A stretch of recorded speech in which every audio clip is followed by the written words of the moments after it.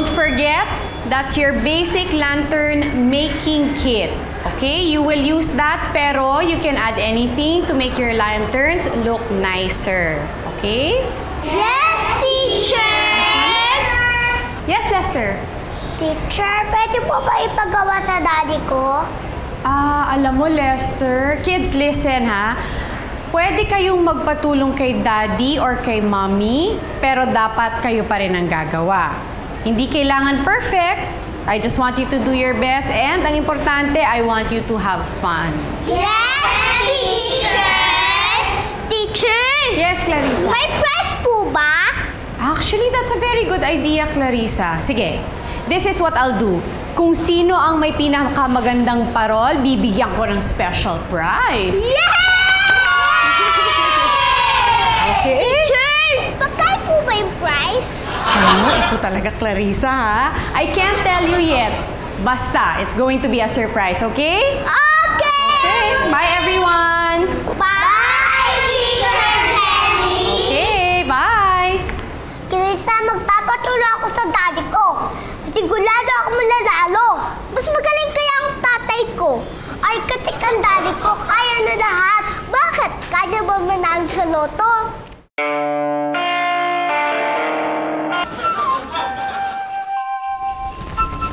Hello? Ano yan? Manggawa po ng parol para sa school. Gagawa po kami ng parol eh. Gagawa kayo ng parol? Inulit nyo na yung sinabi ko eh. Inulit ko? Saklan! Ano naman matingin nga nito? Kailan nyo ba kailangan to? Next week pa po. Gusto mo tulungan kita? Marunong ako gumawa ng parol. Paano na ka po gumawa ng parol? Inulit mo lang yung sinabi ko eh. Inulit ko po. Joke lang, tay. Si Lester po kasi magpapatulong daw sa daddy niya. Architect daw po yun eh. Well, naman yung architect yung tatay niya. Di naman building ang gagawin, parol. O kaya mo, tutulungan kita. Sige. Marunong po kayo gumawa ng parol? Ano ba? Bata nga, nakagawa ako eh, parol pa. Marunong po kayo gumawa ng bata? Baka. Sabi ko baka, marunong ako gumawa ng baka. Sige, bihis ka na. Ano ba, para masimulan na natin to, ha? Yes! Hey!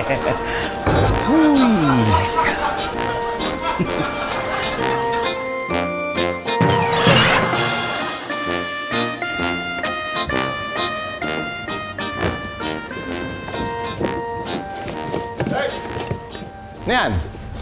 Pinakuha ni Ma'am Elsa mga Christmas decorations. Ganun ba?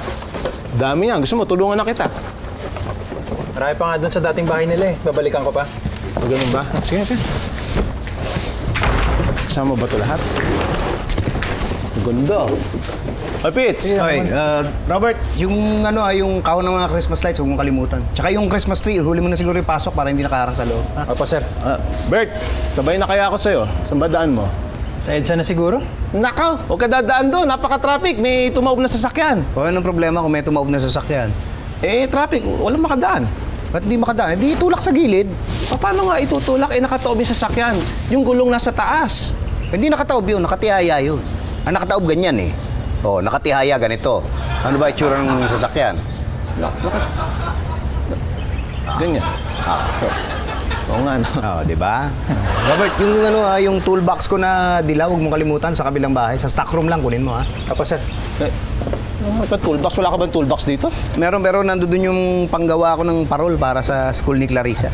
Ikaw ang gagawa? Ay, hindi. Tutulungan ko lang. May premyo daw eh. Siguraduhin namin nga, patataubin namin yung parol ng mga kaklase niya. Paano yun? Paano yun? Sabi mo, patataobin mo yung mga parol ng classmate ni Clarissa. Paano ba itsura ng nakataob na parol? Pip?